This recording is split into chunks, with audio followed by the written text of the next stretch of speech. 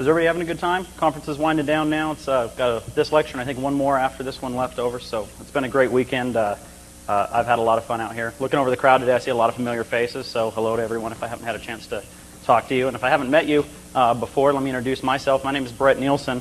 I'm an IT security professional by day, but I'm here independently because the company I work for doesn't necessarily condone the activities at this conference. So I'm going to go ahead and be independent today. So I am an author of a wireless security book. It's called Maximum Wireless Security. You might also have caught Seth Foge's talk earlier in the week that was talking about embedded application reverse engineering.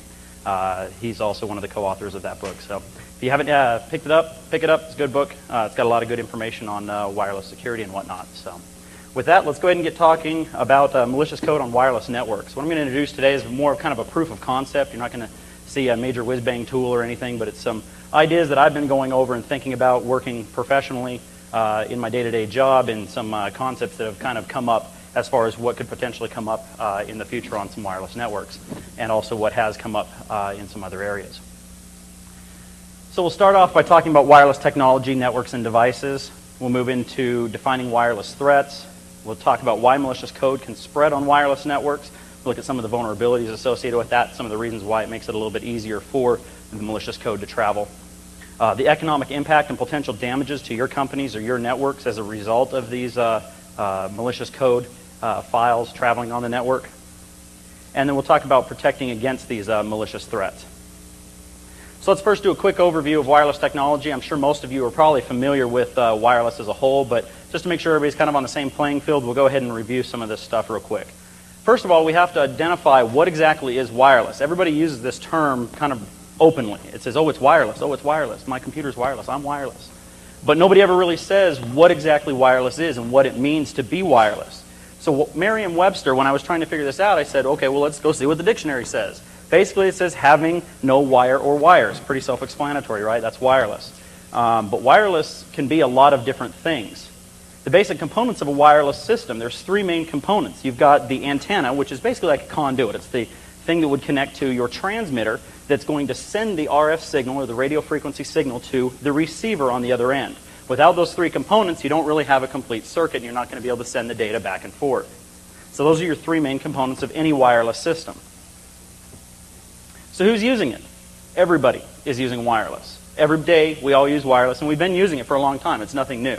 We've been doing this for ages. Some of the ideas, they're technologies that use wireless. They're televisions, of course. You've got radios, satellites. You've got these new satellite radios, the little XM deal you stick in your car and the Cyrus. Those are great. Police, fire, and EMS, those are probably the most popular. When people think about walkie-talkies and two-way radios, they think about those guys. Cellular phones and pagers. How many people in here carry pagers? Yeah, a couple. How many used to carry pagers but now carry cell phones? Yeah, that's what I thought.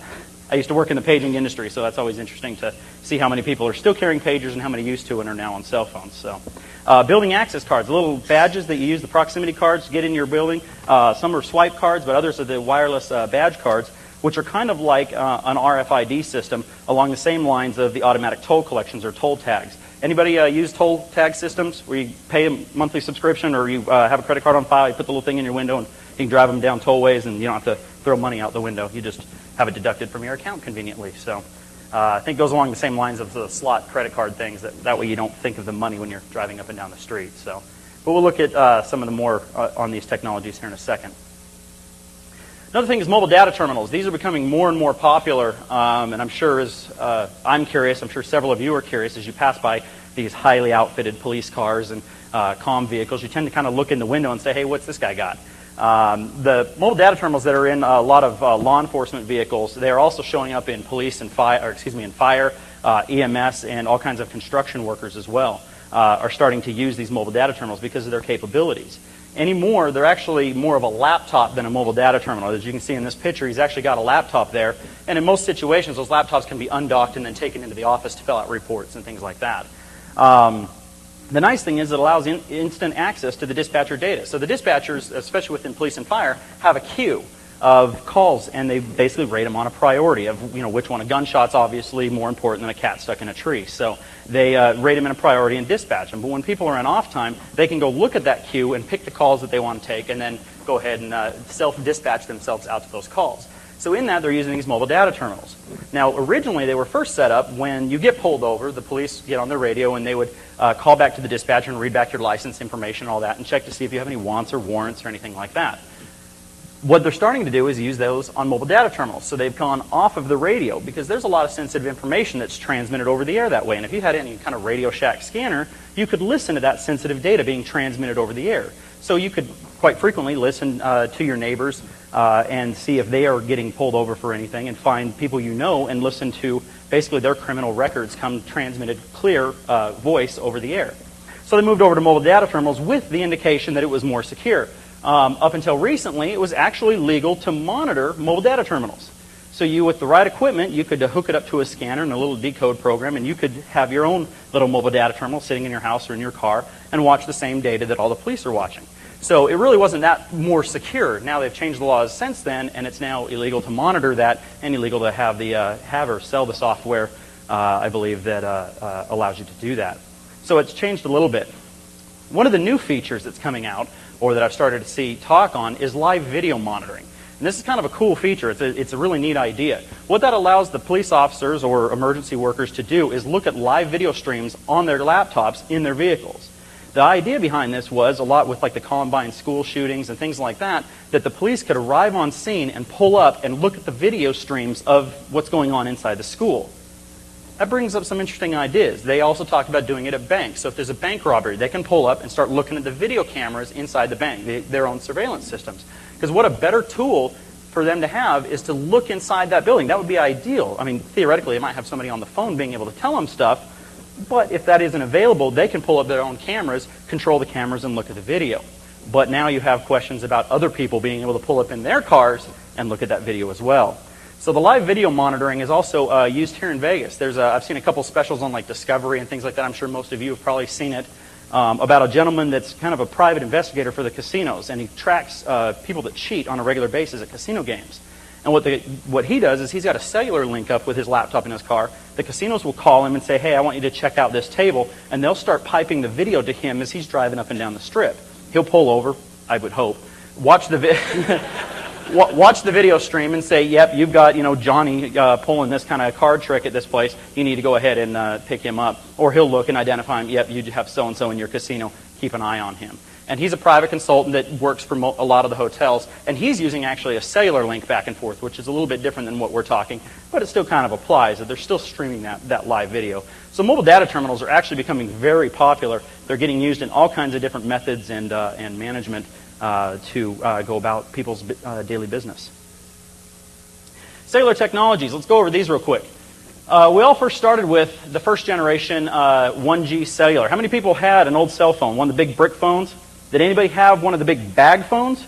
Yeah, I see a couple hands. It was like $99 a minute or something like that, right? Real expensive, big antenna. Yeah, that was the good old first generation. It first came out around 1983, and it's actually still present today. The analog systems are still active. They're still out there, and in a lot of cases, they're still in use. I moved to Dallas, Texas about 5 years ago, and I was really quite surprised when I found out that all the Dallas police cars had the actual car phones, the kind of the coily cord, and you'd hold it up to your head, running on the analog system. So if you had the right equipment, you could easily dial up the frequency and listen to all their transmissions coming off their cellular. Because what they would do is they'd say, oh, let's get off the radio because this is sensitive information. I need to call you directly. Well, if you're in reasonable range, you dial up the frequency and you can listen to them. Of course, that's highly illegal, listening to those things. So to prevent some of that and to add on to some of the additional features of cellular, the 2G or second generation was developed. This came to market about 1995. How many people remember when the big digital movement happened, right? And everything went digital, right? Everybody remember that? That was the coolest thing to have digital cell phones, right? But the first thing I thought is when it went digital, I was like, wait, I can't hear as well as I actually could on the analog. Everybody was original saying, oh, this is great. You got all these new features, caller ID and all this good stuff. But you couldn't hear as good as you could on the analog system. And you still couldn't make phone calls in everywhere you needed to. I've always said, if we can perfect the phone calls, that would make a good network. I mean, we can do all this cool stuff on our cell phones now, but I still can't make a phone call when I need to. I can't figure it out. But that's where you came up with digital and the PCS services. PCS. The reason why I say PCS services is originally it was marketed by a lot of carriers as PCS being a brand of services, and they were saying PCS. PCS actually refers to a set of frequencies that are in use, not the actual services that are rendered. So PCS services, such as caller ID, text messaging, voicemail, those kind of things. We also introduced, with 2G networks, data speeds, where you could now actually connect these phones into some type of transmission mode and actually transfer data back and forth. So now you started to open a window of this extra communication happening from your cell phone besides just a voice call. And text messaging. Text messaging first came to light in the 2G networks, where you could actually text message off the phone and send emails back and forth. 2.5G is where we're at now. 2.5G, not quite 3G, but really getting close. We started to first see that in 2001. Of course, it's still current today. That's also the digital PCS services, same kind of services. They've just basically enhanced the data stream.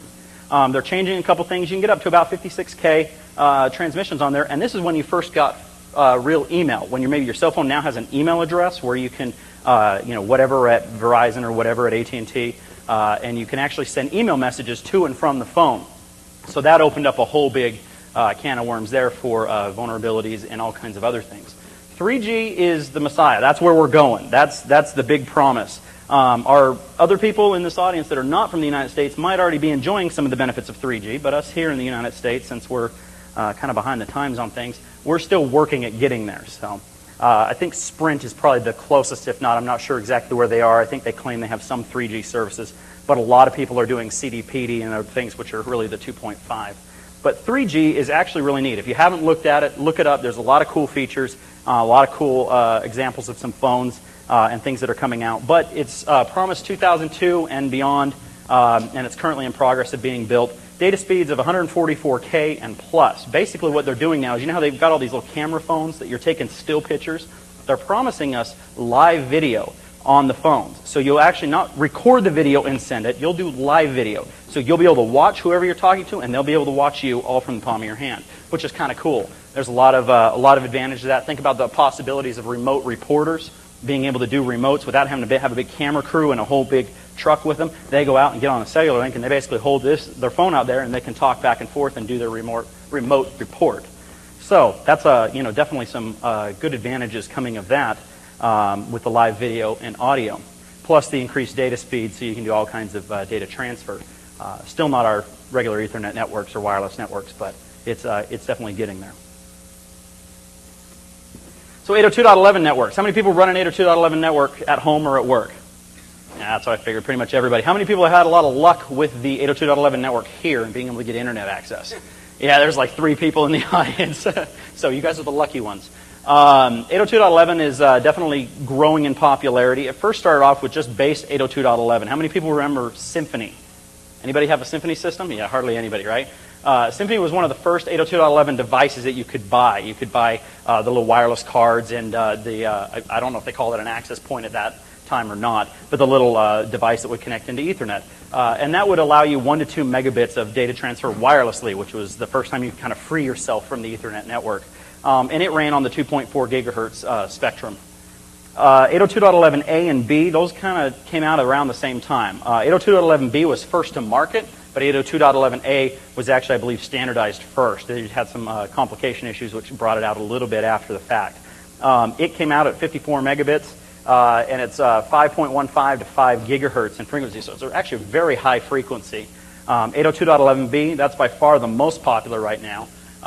They're running at 11 megabits on the 2.4 gigahertz. And 802.11b, we're seeing it everywhere. There's been a lot of talks. I think there was one that iDefense did about hotspots this morning that was talking about the different hotspots that are getting set up and some of the vulnerabilities associated with those. So we're starting to see 802.11b networks everywhere, and I'm sure G will be short to follow as it's backwards compatible with B. So pretty much all the Starbucks now have got it. McDonald's is starting to deploy it. Back in Texas, in Houston, Schlotsky's Deli is doing a test. So there's all kinds of different companies that are doing these tests, especially any kind of food or retail organization, to get you in the door, get you to stay there, or maybe even just get you to come to that location just because they've got Wi-Fi, whether you actually use it or not. So 802.11g, it had the promise of really fast 54 megabit, but when it was actually standardized, it came out around 20, which is okay because it's still faster than 11, but I've seen mixed results in actual field testing as far as the reliability. of the G networks. So, but they're also on 2.4 gigahertz, and there are some combo devices that'll do A and B or A and G and back and forth. So wireless devices. What kind of devices run on these? Well, the first thing we've got PDAs. The two biggest PDAs are the most popular. I'm sorry for you Zaire people, but the Palm and the iPac are probably your most popular models out there. I've actually owned both of them. I like the iPac better because it runs a CE operating system, gives you a few more advantages over the Palm, although there's some really great tools that have come out recently for the Palm, and they're definitely growing. There was strong growth in the PDA market around 2000. We saw a lot of sales with the PDAs. Everybody was jumping into them, but then it slowly started to shrink after that, because the PDAs really hit the market in 2000. That's when everything was being developed, everything was going forward, and it was progressing. But then after that, nothing's really new has happened. I think the coolest thing we've had now is we've had some of the other devices I'll show you in a second that have kind of redirected off of the PDA that's helped us kind of spur sales in that. But we've got some renewed interest lately with some of the new operating systems, some of the new wireless capabilities of the PDA. So we're starting to see an upward trend again in PDA sales. Plus, there's also new suppliers entering the markets in PDAs. I've got a buddy that is an embedded application engineer, and he's working on a project. He won't tell me who it's for, but it's some company that doesn't develop PDAs that is going to be releasing a PDA with all these wireless features and functions and all kinds of stuff. So that should be coming out fairly soon. But I yet have to know who it is. He won't tell me because he's under non-disclosure. So, converged devices. These are getting more and more popular. These are your basic PDA, but they've also got a cell phone built into it. So you've got the functionality of both devices into one compact device. Now there's advantages and disadvantages of that. Personally, I don't carry one of those devices. I carry my own cell phone and my PDA separate. Because inevitably, if I'm on the phone, I need to look at whatever's in the PDA, and that's sometimes more difficult when you're trying to talk and look at the same time. So I've kind of avoided those devices, but a lot of people like them because it's less on your belt. The neat thing about these is you get all the features of PDA with all the connectivity of a cell phone, because one of the worst things on the cell phone is those little interfaces. They're hard to read. It's hard to type out text messages and all that kind of stuff because you're 55522A, whatever. And so with the PDAs being built in, you've got all the advantages of the PDA with the keyboards on screen and all the neat applications that are associated with it. The one big disadvantage to PDAs and cell phones is they're designed for size, not security. And Microsoft's pretty open about that. The fact that Windows CE has like zero security in it whatsoever. They basically pulled all that out to make way for some other things. So most PDAs are pretty wide open as far as security. And there's been some other talks in the week, I'm not sure if any of you caught them, that talked about some of the PDA insecurities and ways to bypass them. Wireless security cameras. Started to see a lot more of these popping up everywhere. These are basically, you had IP-enabled security cameras that you could connect to on a wired network, but now you're starting to see these wireless security cameras, which are using 802.11b. There's a couple that use A, and there's some that use their own proprietary standards, as well as some X10 type stuff.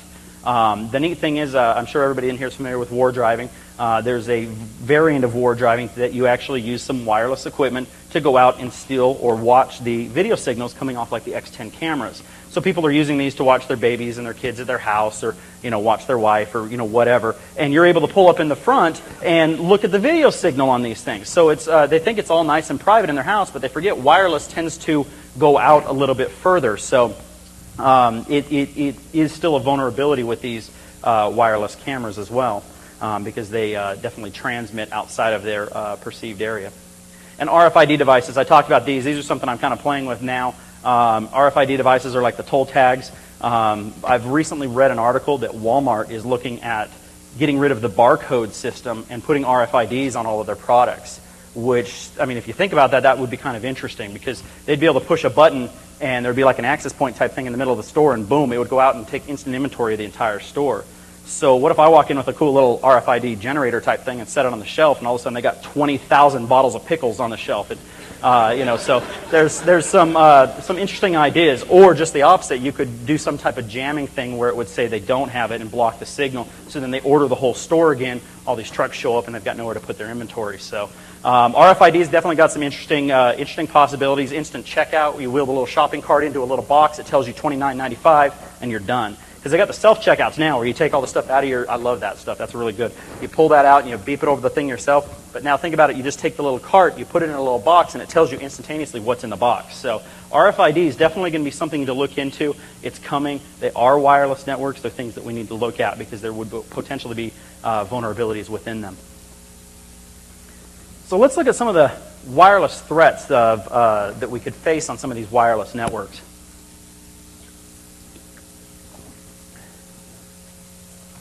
First of all is war driving. There hasn't been a lot of talks this year on war driving. I think it was pretty much a last year thing. Everybody's pretty familiar with what it is. For those of you that aren't familiar with it, basically you load up a wireless device in the car and you drive around and search for wireless networks. It's pretty simple. You log them and catalog where they're at, and you maybe return those results for some sort of contest or something.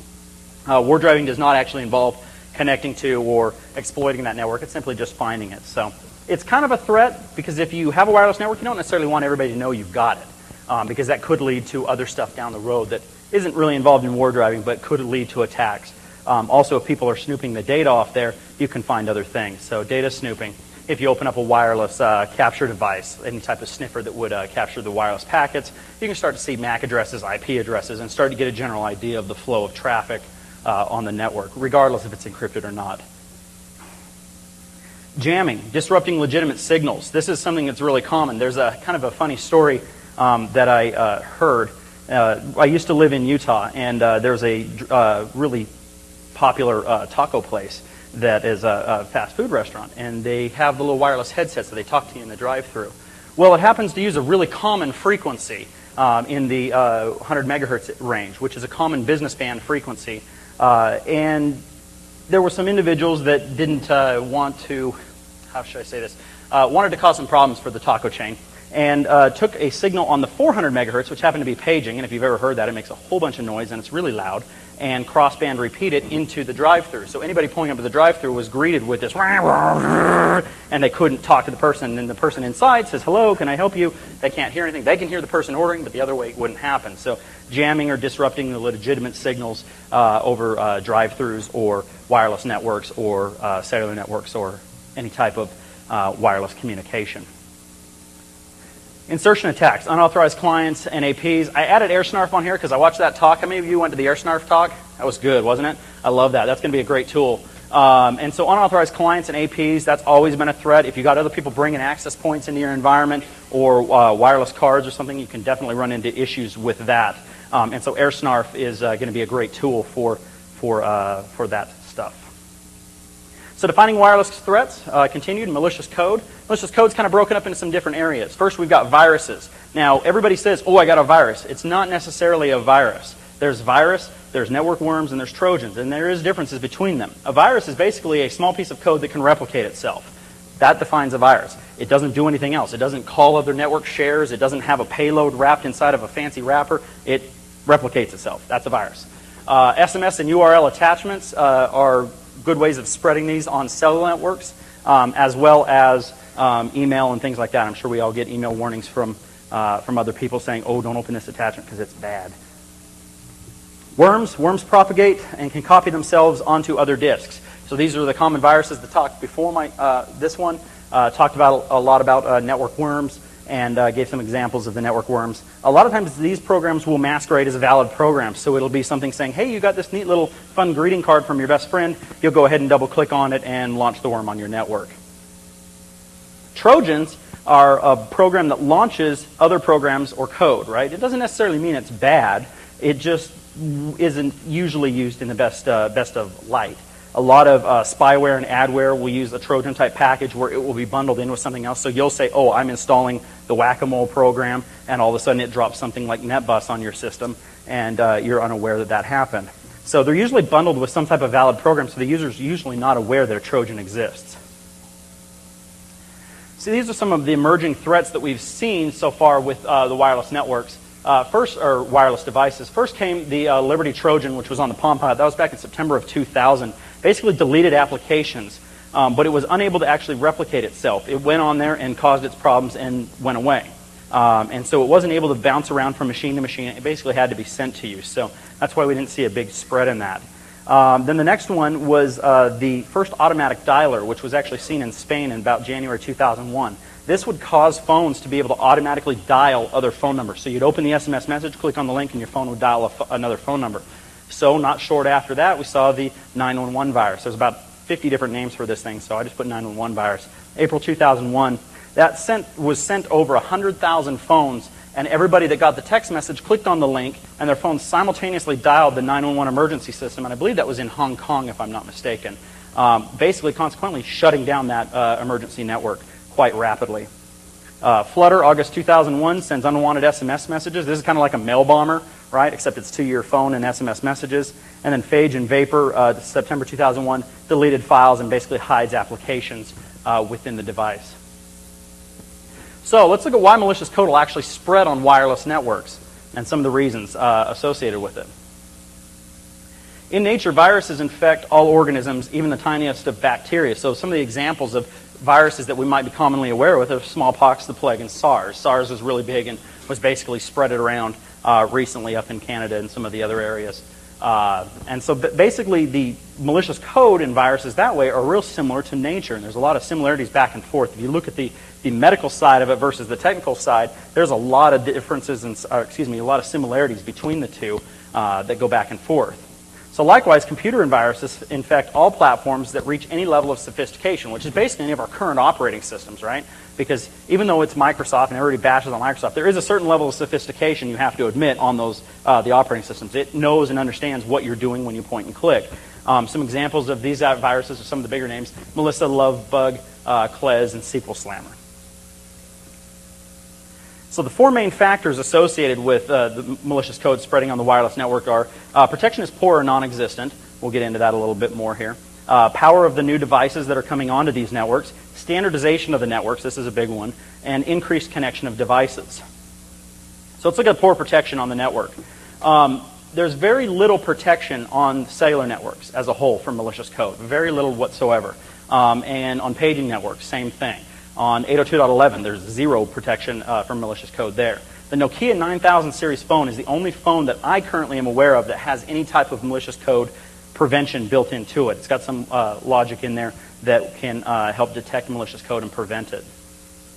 Data transmissions are protected but unchecked. Remember, everybody went digital and they said, oh, now the hackers can't listen to us on their scanners, right? And can't listen to your phone call because it's digital and encrypted and all this neat stuff. But the thing is, that's cool because I can't listen to it on my scanner, but I can still send whatever I want over that data stream, and nobody's looking at it on either side, right? Because your phone doesn't have anything to look at it, and the cellular carrier surely doesn't care what's going over the data stream as long as it's getting from point A to point B and you're a happy customer. They don't care at all. Current security offers only limited protection and next to no scanning abilities. So there's some protection on the networks and the security that way, but there's zero scanning abilities of these data streams that exist. There are some wireless sniffers and things like that that can look for anomalies in the cellular data streams, but they're very limited. And a lot of the cellular carriers are deploying them for more of troubleshooting the network versus actually looking for the malicious code. Power of the new devices. PDAs, these things are like little mini computers, right? They're all on our hips, and they can do everything now. Increased power means increased automation, which automation is generally something that virus writers will tend to target quite heavily. So these little PDAs and stuff are getting very powerful very fast. Devices are often synchronized on a regular basis to some type of cradle, wirelessly or over the internet, thus opening the doors for spread of malicious code from PDA to PDA or computer to PDA or back and forth. So there's a lot of opportunities that way. Common languages and developing applications. You can write PDA applications now in a lot of common languages, C, C++, various different things like that, compile it down and basically run it on the PDAs. So it opens up the door that way for a lot of people to be able to write viruses and malicious code in these platforms. Standardization of networks. Generally, this is a good thing, right? We say, let's kind of standardize on the way we're going to do things, so as security people, we know what's different and what's not. Well, the problem we see with standardization is it makes it easier to attack. This is the same reason like Microsoft systems get attacked all the time, because everybody knows it's in C, WinNT, System 32, blah, blah, blah, right? We know the path, because that's the default path. That's the way it is on everybody's machine. You know where the INET pub directory is. You know where the SAM database is. You know where all this information is on the machine, because it's not necessarily the easiest to move those to other locations. So it's the same thing as in the wired world, that if you standardize these networks, they're going to tend to get attacked more because everybody is the same. The trend is moving away from like proprietary standards and is more focusing on the protocol type, exploitation of protocols and things like that, especially in network worms. We're starting to exploit protocols and use those to transmit versus exploiting a specific application on the machine, because the application may or may not be there. So we're tending to see more on the side of the TCP/IP related vulnerabilities and exploitations. Email standards brought us Melissa and Lovebug. Standardized wireless networks will surely bring us the same type of vulnerability or attack method as those. Increased connection of devices. There's more connectivity than ever on these PDAs, right? We've got Bluetooth, we've got Wi-Fi, we've got cellular. Who knows what's coming up next?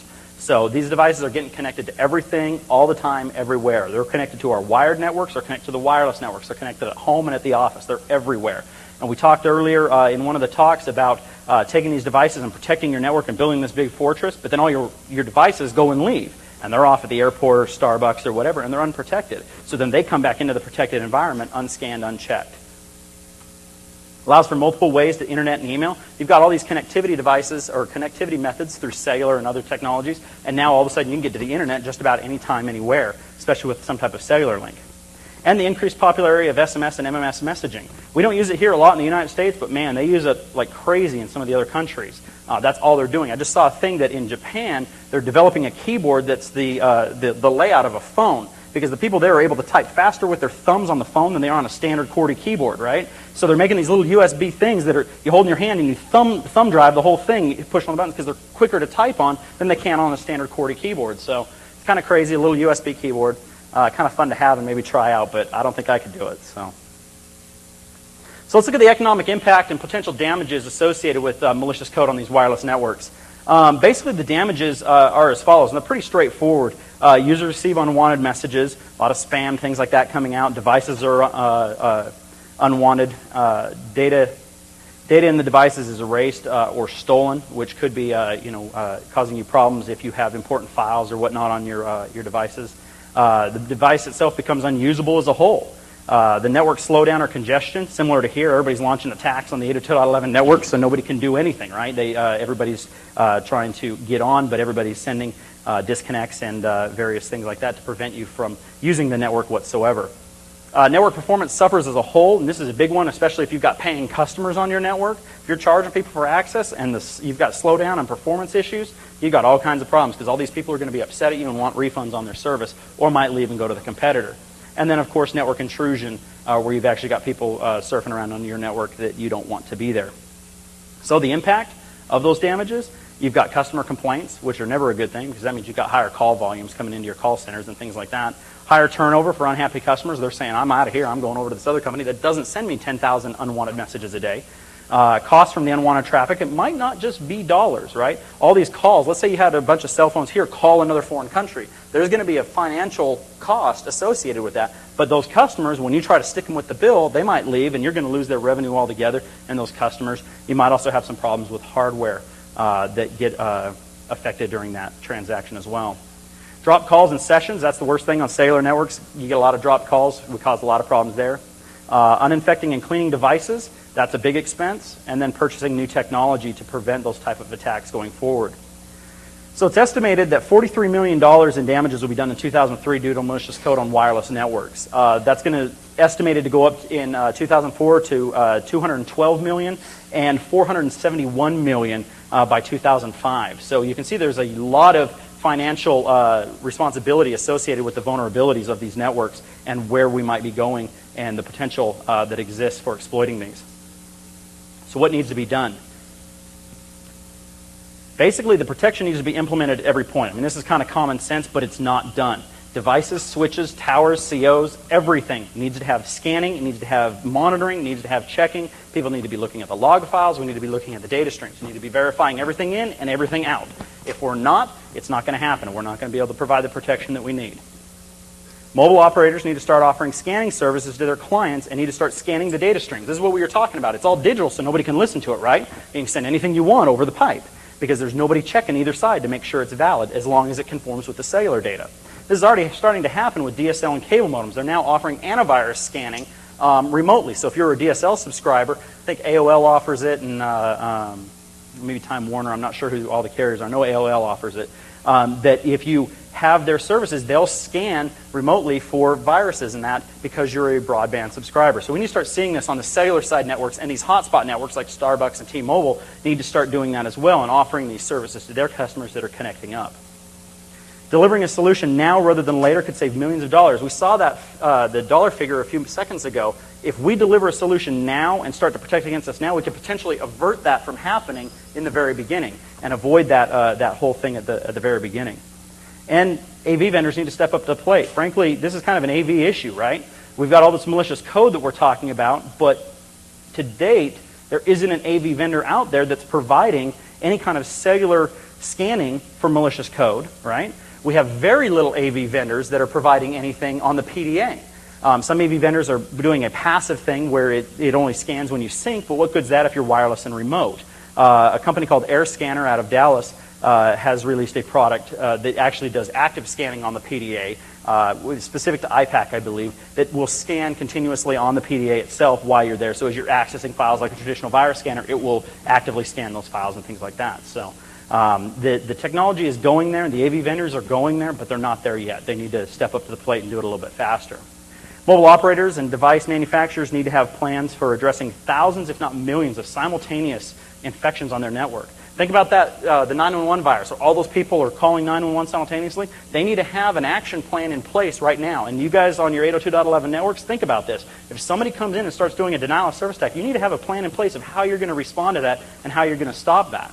One of the problems that exists is the technology isn't there for us to actually stop it yet. So we call on all the developers in the audience to start looking at it and see what we can do and see if we can come up with something to prevent this so when it happens, we're able to stop it right off the bat and don't have to worry about it. So in conclusion and wrapping up, the four main reasons that malicious code will spread on the network, current protection of wireless networks is minimal or next to none, increased computing power of devices, standardization of the devices and the networks, and growing connectivity options within the devices. Not changing security could result in a large financial impact, 471 million per every 5 million users is estimated by 2005. And mobile operators, administrators, manufacturers, developers should start thinking now and act proactively instead of reacting after the fact. So that's my talk. I definitely have some time for questions. We have a couple goodies over here to give away, so I'm not sure how we want to do this. If anybody's got questions, we can kind of give them out to question people. If not, we'll kind of randomly, I can't throw them. They told me not to throw them at people because apparently there was a problem in one of the other talks. So let's start with you right here.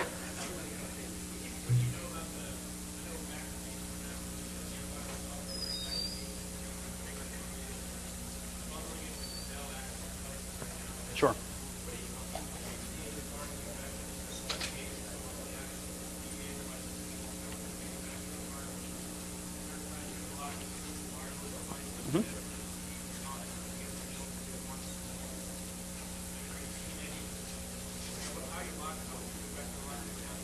The question was related to McAfee recently announced an agent to be added on to specific Dell PDAs, and how about going in and deploying that specifically in the environment. I am familiar with that product. McAfee also has a product called ePolicy Orchestrator that can manage those agents, which is kind of cool because you put the agent out there, you type in the policies, and you can enforce it. So it's pretty straightforward that way. The nice thing about that is that's like the AirScanner thing. It's actively scanning on the PDA itself. The problem and the disadvantage is it only works for the one PDA. Now, their plans going forward are to take that and span it out to other PDAs. So going forward, we should see that branching out, and I would hope the other vendors, the main vendors like Symantec and that, would follow suit and do the same kind of thing with their products as well. Now, as far as actually, are you referring to deploying it in the environment, or?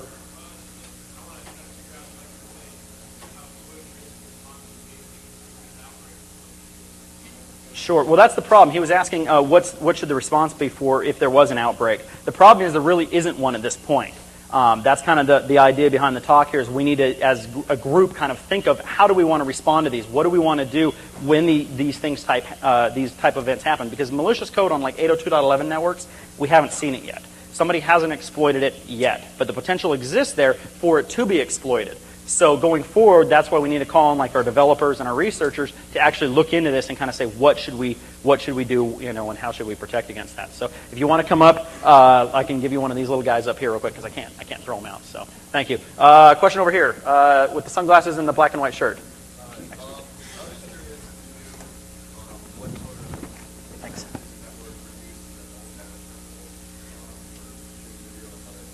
Yeah, the question was what frequencies are used in the mobile data terminals for like streaming video and things like that. I'm actually not sure where they're doing the streaming video. I know they were experimenting with some stuff on 802.11b, which is 2.4 gig.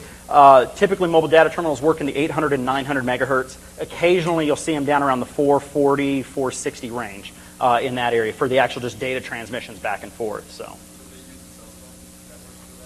No, it's a proprietary. It's their own network. Now, occasionally you will see that they'll dump off onto a CD-PD type network, which piggybacks with cellular. You'll see that as well. So if you want to come up, you can grab a card here. Yeah. Do you see anything happening as far as product Speakers or card, either one. Sorry, one more time? Do you see anything happening with respect to product liability legislation? Oh, okay. The question was, do we see anything happening with liability? Are you referring to as far as like the manufacturers of these devices getting? Is the legal system turning around and saying, okay, you're responsible? Sure. If the question is, are the manufacturers basically going to be responsible for any kind of attacks that come off of their devices? Well, 802.11 right now, like war driving, for example, is kind of questionable if it's legal or not, right? There are some legislations out there, I believe it was in New Hampshire, that was basically going to put it as a responsibility of the administrator of that network to secure it. And if somebody was able to connect to that network, it's the administrator's fault, not the connecting party's fault, which also takes the manufacturer out of the sequence. Now, as far as malicious code and that, viruses by nature are illegal. So there was some question of if that could actually be related back to the vendor. I'm not really sure where that would go. But I could see it, what happened with the tobacco companies, right? Everybody knows smoking cigarettes is bad, but for some reason they got in trouble because people were smoking cigarettes and getting hurt. So, I could definitely see that because it has happened in other areas, but I would hope laws are put up in front first that would prevent that. So if you want to come up and grab there's a card and a set of speakers if you can take either one. One more question. I don't want this card, so the card for... question. Yeah. I get to ask the question. Oh, hey, no problem at all. No problem at all. Okay. Do you see any Department of Homeland Defense interest in these things you've been talking about? I haven't seen any yet. The information that I've been researching in that has been pretty limited and stuff that I have access to due to my profession. So I haven't seen a lot of interest. I'm sure there will be some interest in protecting because the government has been looking at 802.11 networks. There's been interest. I read an article about the Secret Service actually doing some war driving in Washington and doing some stuff like that, notifying people that their networks are open. So it's kind of questionable as far as what they will and won't do and what their interest will be. I'm sure at some point they'll jump on the bandwagon too, but I'm not sure where that's going to go and how far. So another question? Yeah, right here.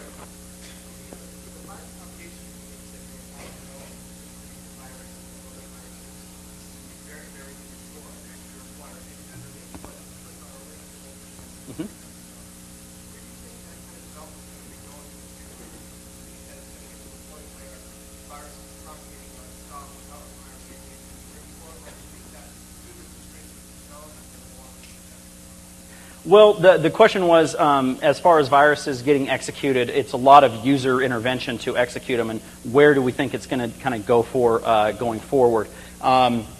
There's a lot of questions about that. I know a lot of the AV vendors are a little bit nervous because there's some talks, and if any of you follow the AV world, Microsoft just did an acquisition of a AV vendor, which has everybody else kind of nervous to saying, what are they doing?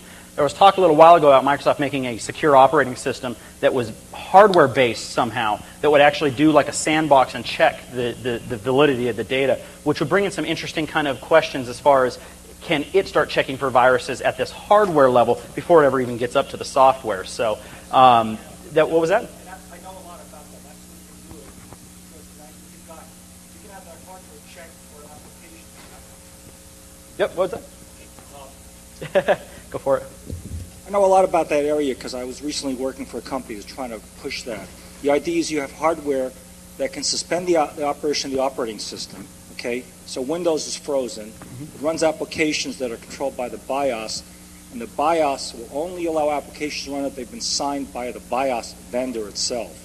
The other way to do that is using something called a TPM chip, and this is what Microsoft used to be called Palladium. It's now the next generation computing base. It'll be released with Longhorn, and it's very, very interesting stuff because the corporates will probably love it because it makes everything locked down. As consumers, we should be scared because of digital rights management issues. Very good. So, by the way, I'm a marketing guy. I'm job hunting. there's some definite trends to go to the hardware side of locking things down, but a good portion of viruses do require some type of clicking. Now, unless they're exploiting some type of application vulnerability where, like in Outlook, the preview pane is automatically executing it for you. So, and in that case, it's not actually a conscious user clicking on a link. I think for a certain extent, we're going to see that that is required, that some type of user invention. Now, as far as malicious code, it doesn't necessarily have to be in the form of a virus. It could be some type of malicious code that's launching an attack against a wireless network, like sending a bunch of deauthentication packets on an 802.11, knocking everybody off the network. So you could start seeing that where the virus is basically living and breathing.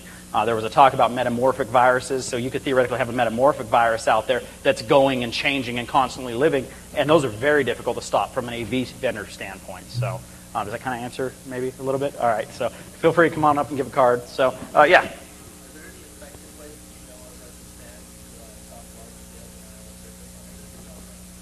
As far as I've seen, no. Not unless you've got the robustness of a network to do it. The question was as being able to start a large denial of service attack back on the network. So I haven't seen anything as of yet other than having multiple access points, multiple internet connections, multiple Ethernet connections, kind of the same thing we do at the standpoint of a wired network or an Ethernet network. So redundancy, and I mean, security ties into it, but the security of wireless networks is kind of questionable to begin with. There's a lot of different things you can do, but you're always susceptible to some type of denial of service attack because it is wireless. It's just like any two-way radios are susceptible to it, and they've been around for ages. But somebody can still transmit at a higher power and block your signal. So unless you start doing more spread spectrum, higher powers, things like that, you're going to start preventing that. But that's going to be pretty few and far between for people to be able to do that. So feel free to come up and give a card. Yeah.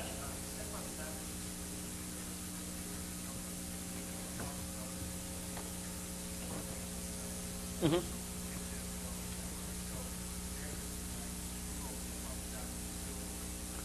Was it Stefan Savage? Okay. Yeah, the statement was that Stefan Savage has just released a paper about denial of service and protecting them at a layer 2. So, yeah, I don't have any more cards, but I'll still take the question.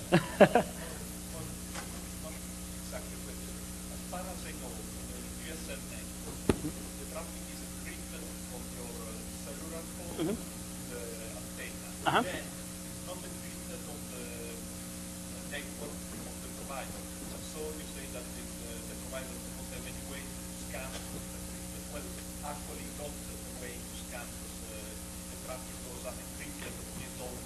Exactly, and companies like Network Associates provide. They have a sniffer program that will scan GSM and CDMA type data at the cellular switch, right? So it'll actually look for that. The problem is it doesn't have a virus plug-in for it to actually look for the signatures of viruses yet. So that's why there's the call on the AV vendors to kind of say, hey, let's do this. They can actually watch the data streams, but they're not looking for malicious code because the logic is in there in the tools. But theoretically, yeah, they could actually look at those tools. So. Question? Yeah.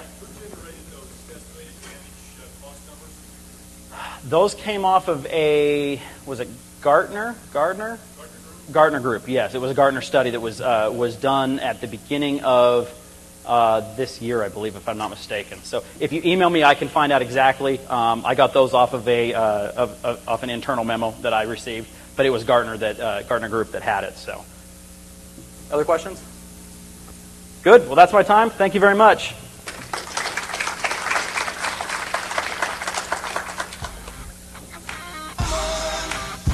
Stay away from me.